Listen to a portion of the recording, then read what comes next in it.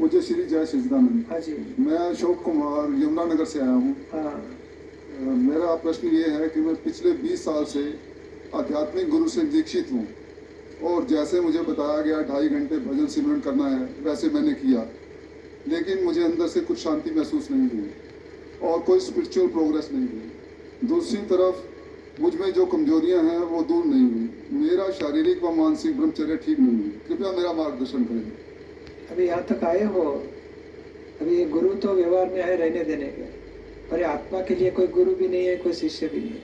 ये आत्मा का ज्ञान प्राप्त करो और दादाजी ने जो रास्ता बताया है उसमें आग बढ़ो। और ब्रह्मचर्य के लिए दादा भगवान की 2 किताबें भी हैं, ब्रह्मचर्य समझ मैंने पढ़ी है। हाँ, उससे अभी क्या करना है कि थोड़ा समझते जाने आए और पहले ये ज्ञान ले लो और परसों ज्ञान विधि और बाद में प्रतिक्रमण चालू करो। और आप शुद्धात्मा जुदा और अशोक कुमार जुदा। अशोक कुमार के मन में कोई विकारी विचार आए तो अशोक कुमार को बोलने का प्रतिक्रमण करो और सामने वाले के भीतर शुद्धात्मा देखो।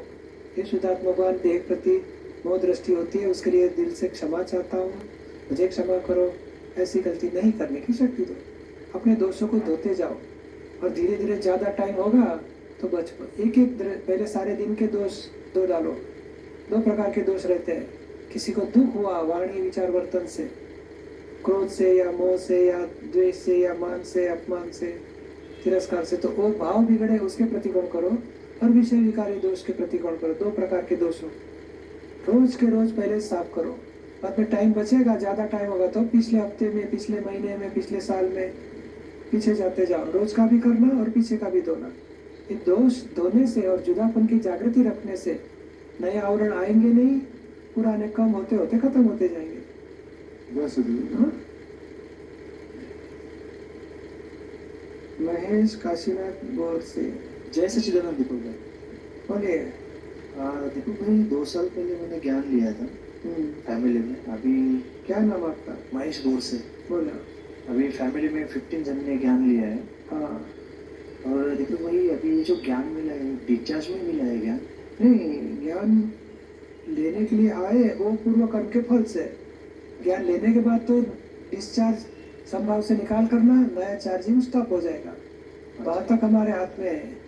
अभी पुरुषार्थ पुरुष बनाया, पुरुषार्थ करने का हमारे हाथ में। वो डिस्चार्ज नहीं बोला जाए, वो जागृति है, निश्चय है। अच्छा, और बिजनेस 15 महीने से बिजनेस कर रहा हूँ, इनकम कुछ नहीं है लेकिन कुछ पॉजिटिव थॉट रहता है, नेगेटिव आता नहीं, तो उसको कैसे? वो डिस्चार्ज वाला हिसाब आया। उसके लिए 1 घंटा दादा भगवान के असीम जय जयकार करो, कम से कम 15 मिनट करो, ज़्यादा होगा तो 1 घंटा। ओके। और घर में आरती करो, प्रार्थना करो दादाजी कि दादाजी है एक धंधे की फाइल संभाव से निकाल कर सकूं, मुझे शक्ति दो। ओके, जय सच्चिदानंद। विजय कुमार लोढ़े, थाने। प्रणाम जी। हाँ जी। मैं यमुनानगर हरियाणा से आया हूँ। हाँ जी, हाँ जी, बोलिए। मैं बाबा जी की किताब पढ़ी जी, आत्मज्ञान, उससे हमें प्रेरणा हुई। हम दोनों साथी वहाँ से आए हैं। बहुत अच्छा। तो कृपा जो है ना, हम शांति की तलाश में हमारे वो जो है ना, राज न मांगू मुकुट न मांगू, मांगू प्रीत चरण चित कमलार, यही चीज आस लेके आए हैं जी हम तो। हाँ, कल सत्संग है, परसों ज्ञान विधि है, आत्मा का ज्ञान मिल जाएगा। ठीक है। और बाद में जो दादाजी की 5 आज्ञा बताते हैं, वो कैसे ज्ञान की आत्मा की जागृति में रहना, संसार का राग द्वेष के बिना व्यवहार पूरा करना, उसकी समझ आपको प्राप्त हो जाएगी। उतना पकड़ के चलना है। किसी को दुख पहुंच गया तो प्रतिक्रमण कैसे करना समझ लेना सब।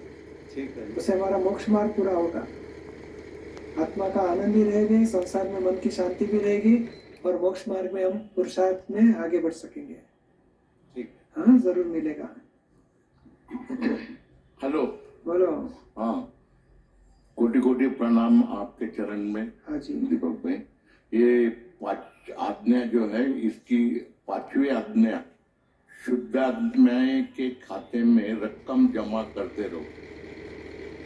जब अगर शुभ कर्म पुण्य कर्म से रकम जमा होती है तो ऐसे कर्मों से पुनः से जन्म लेना पड़ेगा और उसके फल भुगतने पड़ेंगे। फिर मुक्ति मोक्ष कैसे मिलेगा? नहीं, अभी क्या है, जो पुण्य कर्म है विजय कुमार के तो पूरे करने हैं और कुछ दुख आ गए तो पाप कर्म भी पूरा करना है। अभी संभाव से निकाल करते हैं। विजय कुमार की इच्छा है कितना डोनेशन देना है। हम अभी लक्ष्मी लोग की ग्रंथि तोड़ने के लिए देते हैं। विजय कुमार को बोलने का जाओ डालो इतना पैसा, लोग की ग्रंथि टूटेगी। किसी को हेल्प करते हो तो भी हमारा कर्म पूरा करने के लिए हेल्प करते हैं, पुण्य बांधने के लिए नहीं। यानी विजय कुमार का जो भी व्यवहार है वो फाइल का संभाव से निकाल करते हैं। यानी हमें पुण्य का बीज गिरेगा, दूसरे को भुगतने के लिए आना पड़ेगा, वो बात पूरी हो गई। अभी हमें तो 5 आज्ञा में रहने से नया कर्म बीज ही नहीं गिरता है।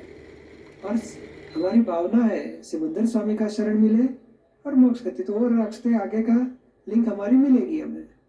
समझ में आया आपको? तो ये डिस्चार्ज कर्म है, ये डिस्चार्ज है, पुण्य भी डिस्चार्ज है, पाप कर्म भी डिस्चार्ज है। अभी उसका संभाव से निकाल करते हैं। Thank you sir. सच्चिदानंद। पूज्य श्री गुरु जी, आपके चरणों में कोटि कोटि नमन। बोलो।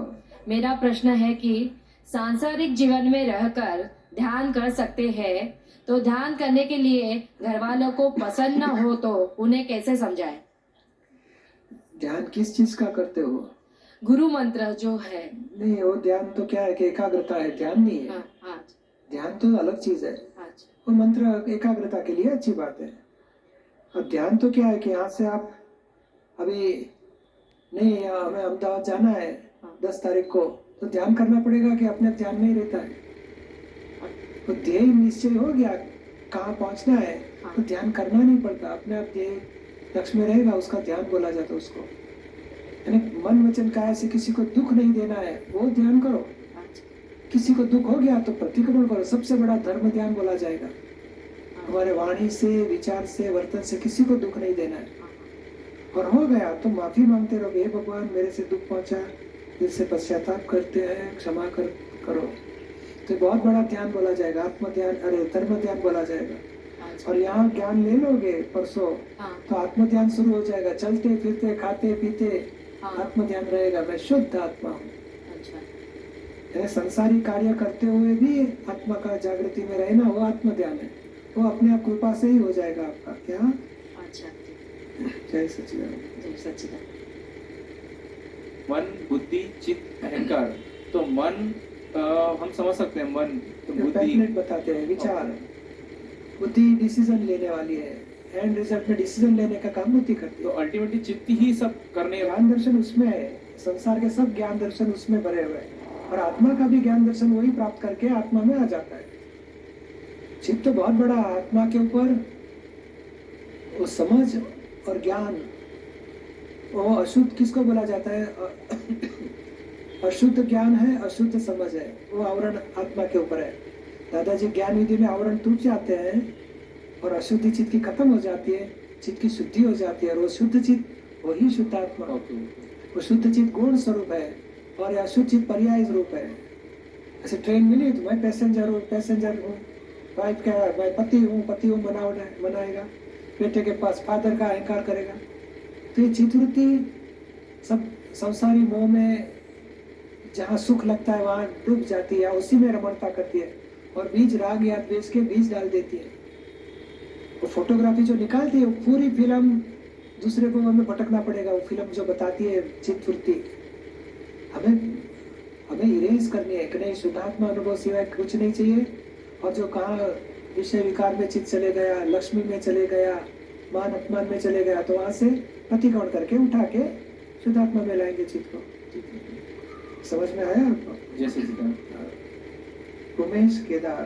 प्रणाम गुरुदेव। हाँ, साधना का हमारे जीवन में क्या मूल्य है और हमें हमेशा अननोन फियर क्यों रहता है? लोग अननोन फियर रहने का कारण अहंकार हमेशा पराया घर में बैठा है, खुद के घर में बैठा नहीं। वहां तक उसको अननोन फियर रहेगा ही रहेगा। जैसे हम दूसरे के घर में घुस गए तो हमें शांति लगेगी कि भय लगेगा? भय लगेगा। हाँ, और हमारे घर में चाहे आराम से सोए तो कोई डिस्टर्ब करने वाला नहीं। जैसे आप उमेश के घर में रहोगे तो फिर भय, दुख, वेदना, चिंता सब है। और आप शुद्धात्मा में घर में आ गए, शुद्धात्मा के, तो फिर चिंता दुख मिट जाएगा, गारंटी उसकी। और साधना का जीवन में महत्व इतना ही है कि ये अज्ञान से गलत अभ्यास किया हमने। जैसे डॉक्टर बताते हैं कि वे जैसे राइट हैंड में फ्रैक्चर हो गया, प्लास्टर आ गया, तो लेफ्ट हैंड से खाने का, बाद में धीरे धीरे महीने के बाद प्लास्टर निकालेंगे तो भी डॉक्टर क्या बोलेंगे, थोड़ा लेफ्ट हैंड से थोड़ा काम करना और राइट को आराम देना। फिर हमारा हाथ घुस जाएगा, वो पापड़ लाओ, चटनी लाओ, हाथ दाएं घुस जाएगा काम में, क्योंकि प्रैक्टिस अनादि से वही है। तो ये प्रैक्टिस करने के लिए साधना है, जिसके वजह से हमारे आवरण टूटेंगे और जो अनअभ्यास है आत्मा की 5 आज्ञा का चरण विधि नियम से करने का, वो सब अनअभ्यास का अभ्यास होएगा। अभ्यास होने से बाद में सहज हो जाएगा, बाद में प्रैक्टिस करने की रहेगी नहीं, अपने आप जागृति में ही रहेगा, अनुभव दशा में आ जाएगा। जैसे इसलिए साधना हेल्पिंग है उसकी। Thank you. जय सच्चिदानंद। बोलो। मुझे अपने दोष तो दिखाई देते हैं पर दूसरों के दोष भी दिखाई देते हैं, और जो पूर्वाग्रह है उनके लिए 2-3 लोग हैं तो जिनके लिए वो पूर्वाग्रह छूटते ही नहीं है और दोष दिखाई देते हैं। तो ये दोष कौन दिखा रहा है, और दोष देखने के बाद जो दुख हो रहा है वो दुख किसको हो रहा है? दोष बुद्धि दिखाती है, दुख अहंकार को होता है, और प्रज्ञा चेतावनी देती है कि नहीं दोषित नहीं है, निर्दोष है।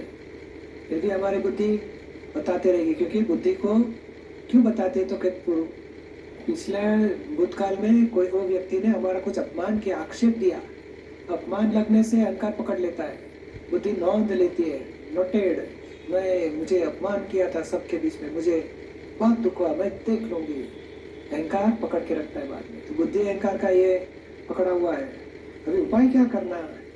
शुद्धात्मा ने ऐसे किया, चेक करो, शुद्धात्मा ऐसे कोई गुनाह करता है हमारे साथ? तो शुद्धात्मा निर्दोष है। तो प्रकृति जो कर रही है वो भरा हुआ माल है, किसी ने वॉमिट किया तो उसको मारना चाहिए? अरे वो हो गई वॉमिट, वो कुछ करने वाला नहीं था, इच्छा उसकी, तो ये डिस्चार्ज मारने कोई गुनहगार नहीं है, तो रिलेटिवली निर्दोष है, रियली निर्दोष है।